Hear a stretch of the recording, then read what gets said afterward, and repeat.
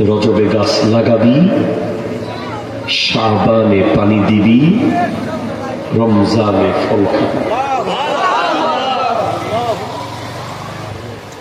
এখন আপনি দেখবেন যে রমজানে ফল খাওয়া, এটাকে আমি অনেকভাবে এক্সপ্লেইন করি। প্লিজ আপনারা আসেন, আমার সাথে আসেন। আর 5 মিনিট করবো নাকি নাকি বেশি করে?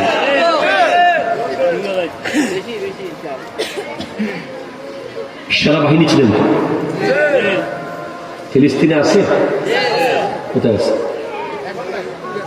নাই। ওই আমেরিকা ফিলিস্তিনকে সেনাবাহিনী গঠন করতে দেয় নাই। বাংলাদেশে আছে না নাই? সেনাবাহিনীতে যারা কমান্ডো, কি বলেন তো, কমান্ডো, এদের লেভেল কেমন? এরা আকাশ থেকে লাফ দিতে পারে, ছট করে হেলিকপ্টার থেকে লাফ দেয়, এরা পাহাড় থেকে ঝাঁপ দেয়, এরা কাঁটার উপর দিয়ে চলে যায়, এরা পানিতে এক ডুব দিয়ে বহু দূরে চলে যেতে পারে, এরা এক একজন 100-200 জনকে কাভার করতে পারে। ঠিক কিনা? এটা কি মায়ের পেট থেকে জন্ম নিয়ে হয়ে গেছে? এটার জন্য অনেক ট্রেনিং করতে হয়েছে।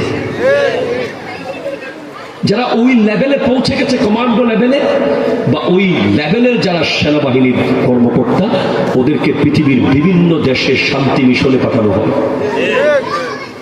যেখানে প্রচুর সার্ভাইভ করতে হয়, জঙ্গলে দিন কাটাতে হয়, পাহাড়ে পর্বতে, ভয়ঙ্কর পরিস্থিতি, কোনো আরামদায়ক কোনো জীবন নাই সেখানে।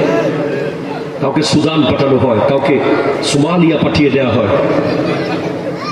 তো ওখানে কষ্টও বেশি, টাকাও, কথা কয় না, কথা কয়, টাকাও, কষ্ট, টাকাও, আবার কষ্ট, টাকাও।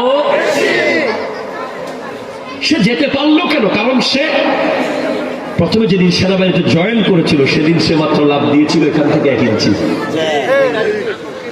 আজকে সে লাভ দিচ্ছে বিশাল বড় পাহাড়ের উচ্চতা থেকে জমিনে। এই জায়গায় আসতে তাকে বহু প্র্যাকটিস, বহু ট্রেনিং। ঠিক কিনা? জোরে কথা বলো। ট্রেনিং, ট্রেনিং, ট্রেনিং, ট্রেনিং, রাত দিন, রাত দিন, রাত দিন, কাটার উপর দিয়ে, পাথরের উপর দিয়ে কত পরিশ্রম করে সে এই লেভেলে পৌঁছেছে। সে নির্ধারিত হয়েছে জাতিসংঘ শান্তি মিশনে যেতে পারবে, সে বিদেশে ভ্রমণ করতে পারছে, তার একটা মূল্য আছে, তার একটা দাম আছে, কিন্তু পরিশ্রমও বেশি, ইনকামও বেশি। ঠিক কিনা? জোরে বলেন। আর আমার আপনার অবস্থা কি? রজব প্রশিক্ষণের মাস,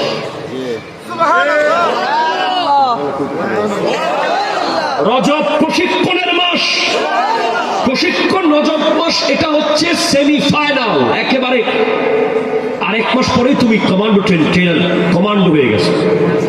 তোমার প্রশিক্ষণ শুরু হয়েছে মুহররম থেকে। মুহররম থেকে প্রশিক্ষণ শুরু, তোমার ট্রেনিং শুরু। 5 ওয়াক্ত নামাজ, 5 ওয়াক্ত নামাজ, নফল, সুন্নাহ, ফরজ, 5 ওয়াক্ত নফল, সুন্নাহ, ফরজ, হালাল খাওয়া, হালাল খাওয়া, জিকির করা, দুরূদ পড়া চলছে। মুহররম, সফর, রবিউল আউয়াল আরেকটু ডেভেলপ করেছো, রবিউস সানি আরেকটু ডেভেলপ করেছো, জুমাদা লুলা আরেকটু ডেভেলপ, জুমাদা সানি আরেকটু ডেভেলপ, রজব আরেকটু ডেভেলপ, শাবান লাস্ট মান্থ। এখন তুমি মিশনে যাবে। যেদিন রমাদানের চাঁদ উঠবে, সেদিন আর প্রশিক্ষণ নয়, সেদিন থেকে অ্যাপ্লাই শুরু। ঠিক কিনা? জোরে কথা বলেন, হাত তোলা বলেন, ঠিক কিনা বলেন। এতদিন প্র্যাকটিস চলেছে, রমজানের প্রথম দিন থেকে অ্যাপ্লাই চলবে। ওখানে পরিশ্রম বেশি, টাকাও বেশি, আর এখানে পরিশ্রম কম, সওয়াব বেশি।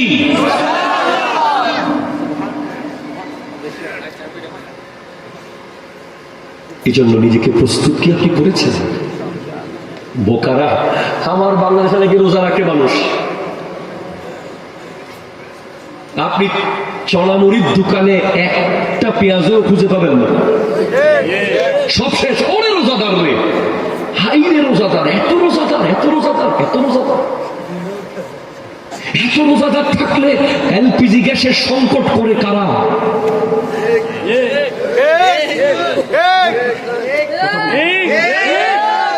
এত রোজাদার থাকলে লাখে 10,000 খায় ওরা কারা?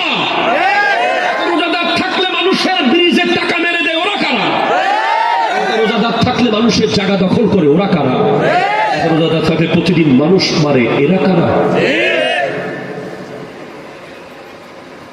একটা প্রশিক্ষণ ছাড়া মিশনে যাওয়া, একটা প্রশিক্ষণ নিয়ে মিশনে যাওয়া। রমাদান আসার আগে আমাদের বাংলাদেশে কোনো প্রশিক্ষণ নাই। অ্যাজ এ ট্রেডিশনাল একটা বিয়ে বাড়ির মতো।